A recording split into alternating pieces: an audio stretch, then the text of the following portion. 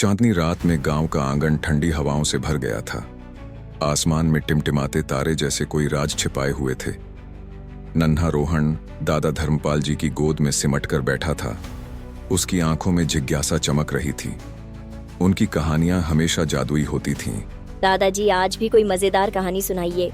रोहन ने उत्साह से कहा। धर्मपाल जी मुस्कुराए और बोले, आज की कहानी एक पहेली से भरी है। ये कहानी केवल सुनने के लिए नहीं बल्कि सोचने और समझने के लिए है। इसमें एक राजा है, दो राजकुमार हैं और एक ऐसी चुनौती है जो तुम्हारे दिमाग को तेज कर देगी। पर याद रखना, असली जीत हमेशा ताकत से नहीं बल्कि बुद्धि से होती है। रोहन की आंखें और भी बड़ी हो गईं। बताइए दादाजी, मैं हल निकालने की कोशिश करूंगा। धर्मपाल जी ने गहरी सांस ली और कहानी शुरू की। बहुत समय पहले की बात है। सिंहगढ़ राज्य का एक बहुत ही बुद्धिमान और न्यायप्रिय राजा बूढ़ा हो चला था। उसके दो पुत्र थे, राजकुमार अर्जुन और राजकुमार विक्रम। राजा चाहता था कि उसके राज्य को सबसे योग्य उत्तराधिकारी मिले, लेकिन दोनों राजकुमार अपने अपने तरीके से कुशल थे। तो राजा ने एक अनोखी चुनौती रखने का निर्णय किया।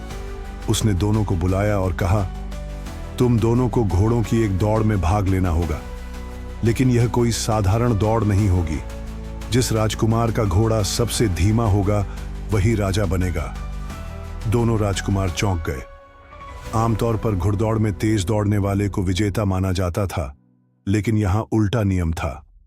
दोनों भाई सोच में पड़ गए। रोहन चौंक गया। अरे, लेकिन अगर दोनों धीमे चलेंगे तो कभी महल नहीं पहुंचेंगे। धर्मपाल जी हंसते हुए बोले, यही तो असली पहेली है। अब बताओ, अगर तुम उनमें से एक होते तो क्या करते? रोहन कुछ देर सोचता रहा। उसने अपनी छोटी सी उंगली होठों पर रखी और फिर बोला, हाँ, दोनों धीरे धीरे चलेंगे क्योंकि वे हारना चाहते होंगे। लेकिन धर्मपाल ने एक हल्की अट्टहास लगाई और कहा, चलो मैं पहेली को आगे बढ़ाता हूँ। शायद आगे तुम्हें पहेली के हल का बोध हो जाए। राजकुमार अर्जुन और राजकुमार विक्रम ने अपने अपने घोड़े लिए और मैदान की ओर चल पड़े, लेकिन दोनों ही घोड़ों पर बैठने से डर रहे थे। यदि वे दौड़ते तो हार जाते, क्योंकि सबसे धीमे घोड़े का मालिक ही राजा बनने वाला था। गर्मी की धूप में वे यूं ही खड़े रहे। दोनों की समझ में नहीं आ रहा था कि आगे क्या करें। थककर वे दोनों पास के एक पीपल के पेड़ के नीचे जा बैठे। वहां एक बूढ़े अर्ष महात्मा देवदत्त तपस्या कर रहे थे। उनकी आंखों में अपार शांति थी और मुख पर एक गूढ़ मुस्कान थी। राजकुमार अर्जुन ने झुककर प्रणाम किया और कहा, गुरुदेव, हम दोनों एक कठिन परीक्षा में फंस गए हैं।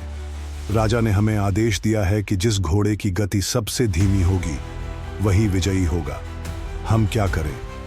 महात्मा देवदत्त ने आंखें खोली और रहस्यमयी स्वर में कहा, कभी कभी जीतने के लिए दौड़ने की नहीं, सोचने की जरूरत होती है। राजकुमार विक्रम चकित होकर बोले, गुरुदेव, इसका क्या अर्थ हुआ? महात्मा देवदत्त ने केवल इतना कहा, स्वयं को बदलो, परिस्थिति अपने आप बदल जाएगी। दोनों राजकुमार उनकी बात सुनकर और भी भ्रमित हो गए, लेकिन अर्जुन की आंखों में चमक आ गई। उसने अर्षि को प्रणाम किया और मुस्कुराते हुए बोला, गुरुदेव, आपकी सीख के लिए धन्यवाद। धर्मपाल जी ने हल्की मुस्कान के साथ रोहन की ओर देखा और बोले, तो बेटा रोहन, उस अर्षि ने क्या सुझाया होगा राजकुमारों को इस विचित्र परीक्षा के लिए? धर्मपाल जी ने उसे ध्यान से देखा। सोचो बेटा, जवाब तुम्हारे पास ही है।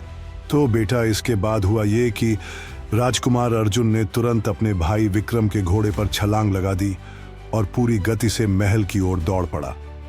राजा यह देखकर मुस्कुराया और बोला, राजा बनने का अधिकारी मिल गया। रोहन ने उत्सुकता से पूछा, दादाजी, लेकिन राजा ने अर्जुन को क्यों चुना? वह तो सबसे तेज दौड़ा था। धर्मपाल जी हंसते हुए बोले, क्योंकि अर्जुन ने नियम को समझा और उसका सही उपयोग किया। राजा ने कहा था कि सबसे धीमे घोड़े का मालिक ही विजेता बनेगा, तो अर्जुन ने अपने भाई के घोड़े पर सवार होकर उसे दौड़ा दिया। अब अगर घोड़ा तेज दौड़ेगा तो हारने वाला विक्रम होगा, क्योंकि घोड़े का असली मालिक वही था। रोहन की आंखें चमक उठीं। अर्जुन ने दिमाग से खेल जीता। धर्मपाल जी ने प्यार से उसके सिर पर हाथ फेरा। बिल्कुल, यही सच्ची बुद्धिमानी है। मुश्किल हालात में धैर्य और सूझबूझ से सही रास्ता चुनना। उस रात रोहन को एक नई सीख मिली। जीत हमेशा तेज दौड़ने से नहीं, बल्कि सही समय पर सही निर्णय लेने से मिलती है। धीरे धीरे उसकी आंखें नींद से भारी होने लगीं। धर्मपाल जी ने उसे अपनी गोद में सुला लिया। बाहर चांद अपनी चांदनी बिखेर रहा था और हवाएं इस अनमोल कहानी को अपने साथ दूर तक ले जा रही थीं।